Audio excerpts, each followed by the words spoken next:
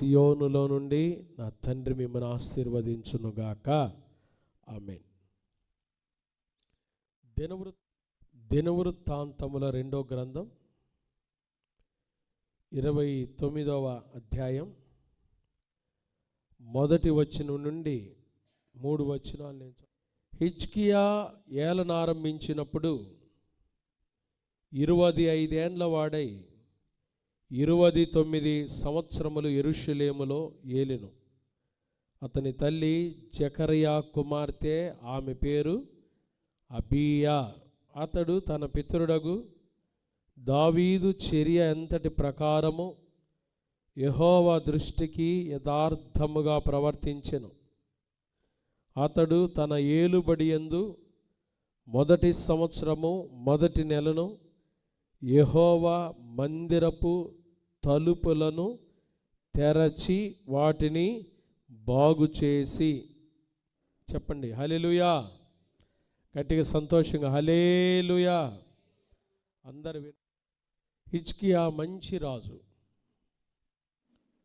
హిజ్కియా ప్రార్థనాపరుడు. బైబిల్లో దేవుడు ఆయుష్ పొడిగించిన వారిలో ఎవరు చెప్పండి? హిజ్కియా రాజు 15 సంవత్సరాల ఆయుష్ పొడిగించాడు. దేవుడు హిజ్కియా ప్రార్థన ఆలకించి ఎన్ని సంవత్సరాల ఆయుష్? 15 సంవత్సరాలు. చూడండి, 15 సంవత్సరాల ఆయుష్ పొడిగిందంటే మరి మామూలు విషయమా? ఒక్క రోజు కూడా, ఒక్క సెకండ్ కూడా దేవుని కృప లేకుండా మన ఆయుష్ కాలము పొడిగించుకోగలమా? పొడిగించుకోలేం. అది కేవలం దేవుని కృపే. నీతిపరుడు, ప్రార్థనాపరుడు, యథార్థవంతుడు హిజ్కియా, మంచి రాజు. హిజ్కియా చేసిన 3 పనులు. ఏం చేశాడు పాస్టర్ గారు? 3 పనులు చేశాడు. 1, ఆలయపు తలుపులు ఏం చేశాడు? తెరిచాడు. అన్నని గట్టిగా తెరిచాడు. 2వది, నిషిద్ధమైన వాటిని తొలగించాడు. వాటిని ఏం చేశాడు?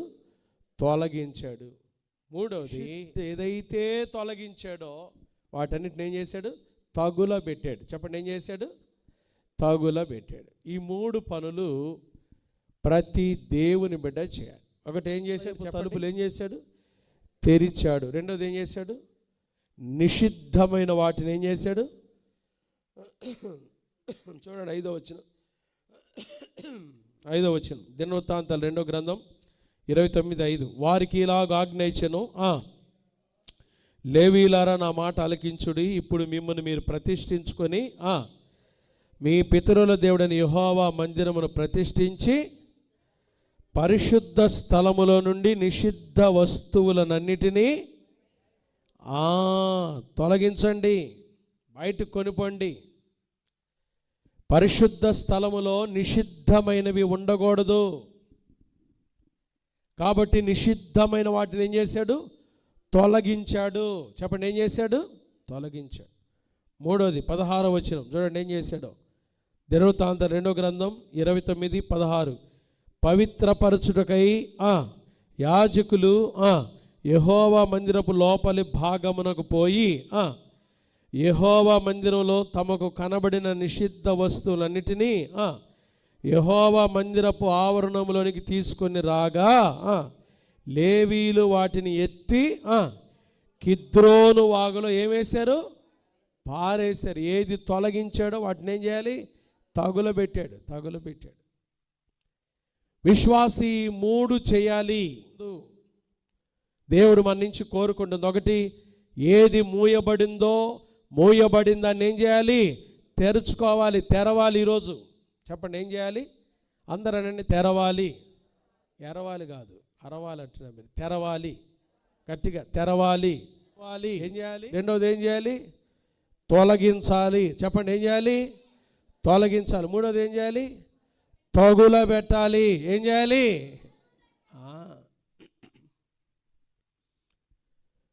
ఎందుకు చూడండి, తర్వాత ప్రాముఖ్యమైన విషయాలు ధ్యానం చేద్దాం. ఈ 3 మాటలే ఈరోజు. పైన చూడండి 24వ వచనం, 28వ అధ్యాయం 24వ వచనం. ఆహాజు దేవుని మందిరపు ఉపకరణములను సమకూర్చి వాటిని తెగగొట్టించి యెహోవా మందిరపు తలుపులు ఏం చేశాడు? మూసివేశాడు. ఆహాజు చెడ్డరాజు. ఆహాజు చెడ్డరాజు. దేవుని మందిరంలో ప్రార్థనలు జరగకుండా ఏం చేశాడు? దేవాలయాన్ని ఏం చేశాడు? మూసేశాడు. దేవాలయాన్ని మూసేశాడు.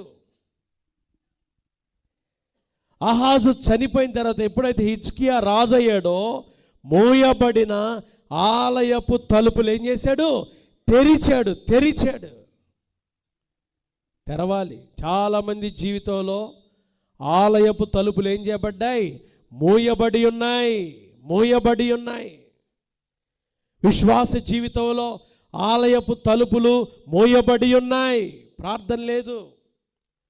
చాలామందికి ప్రార్థన మీద ఆసక్తి లేదు. తలుపులు మూసేస్తున్నారు. ప్రార్థన చేయటానికి తలుపులు మూసేస్తున్నారు. దేవుని మందిరానికి వెళ్ళటానికి తలుపులు మూసేస్తున్నారు. ఆలయపు తలుపులు మూయబడ్డాయి. ప్రార్థన మీద ఆసక్తి లేదు. ఆది సంఘంలో పేతురు చెరసాల్లో వేయబడి ఉంటే సంఘం అంతా ఎలా ప్రార్థన చేశారు చెప్పండి? అత్యాసక్తి. ఏ ఆసక్తి? గట్టి చెప్పండి. ఏ ఆసక్తి? ఈ రోజులో అసలు ఆసక్తి లేదు. తలుపులు మూసేసుకుంటాం. అమ్మో చలి. కొంతమందికి చల్లండి, అలిసిపోయావులేండి, ఈరోజు ప్రార్థనకి వెళ్ళకపోతే ఏమైద్దిలేండి, మా ఆయన తీసుకెళ్ళట్లేదులేండి, లేకపోతే ఎందుకులేండి లేదు లైవ్ వస్తుంది కదా. అయితే ఆలయపు తలుపులు ఏం చేస్తున్నారు? కొంతమంది మూసేసుకుంటున్నారు. ఈ మూయబడిన ఆలయాలు ఏం చేయాలి? యేసు నామములో తెరవబడునుగాక. యేసు నామములో తెరవబడునుగాక. తెరవబడాలి. నీ ప్రార్థన జీవితం తెరవబడాలి. దేవుని బిడ్డలే ఆలయం కదండి. ఆలయం ఎవరు? పేతురు రాసిన 2వ పత్రిక 2వ అధ్యాయం. ఆలయాలు ఎవరో చూడండి. ఎవరు ఆలయము? పేతురు రాసిన 1వ పత్రిక 2వ అధ్యాయము 5వ వచనంలో ఏం రాశాడు చూడండి. పేతురు యేసుక్రీస్తు ద్వారా దేవునికి అనుకూలములకు ఆత్మ సంబంధమైన బలులను అర్పించుటకు పరిశుద్ధ యాజకులుగా ఉండినట్లు మీరును సజీవమైన రాళ్ల వలె ఉండి ఎవరండి? ఆత్మ సంబంధమైన మందిరముగా. గట్టి చెప్పండి. ఆత్మ సంబంధమైన మందిరముగా. ఎవరు? దేవుని బిడ్డలు మనం ఎవరని చెప్పండి? ఆత్మ సంబంధమైన మందిరాలము మనమే. నీ దేహము దేవునిది, శుద్ధాత్మకు నిలయమది, ప్రభు కర్పణ చేయనిదే, పడగొట్టును అపవాది. పడగొడతాడు అపవాది. ఆత్మ సంబంధమైన ఆలయాలు మూసివేస్తే అపవాది ఎప్పుడో పడగొట్టేస్తాడు. వాడు కాసుకొని ఉన్నాడు. విశ్వాసుల జీవితంలో ప్రార్థన లేదు, దేవుని వాక్యం మీద ఆసక్తి లేదు, వాక్య ధ్యానం లేదు కదండి. రోజులు జరిగిపోతా ఉన్నాయి. ఇవన్నీ మామూలేలు అనుకుంటున్నారు. యేసయ్య రాబోతున్నాడు.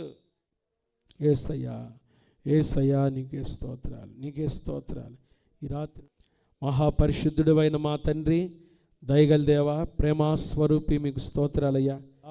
రాత్రి క్రైస్ట్ బ్లెస్సింగ్ వారమయ్యా. ఈ శనివారం నీ మందిరంలోకి వచ్చి నాయన తండ్రి జీవపు మాటలు వినటానికి మాకు ఇచ్చిన ఈ అవకాశముకై నీకు స్తోత్రాలు.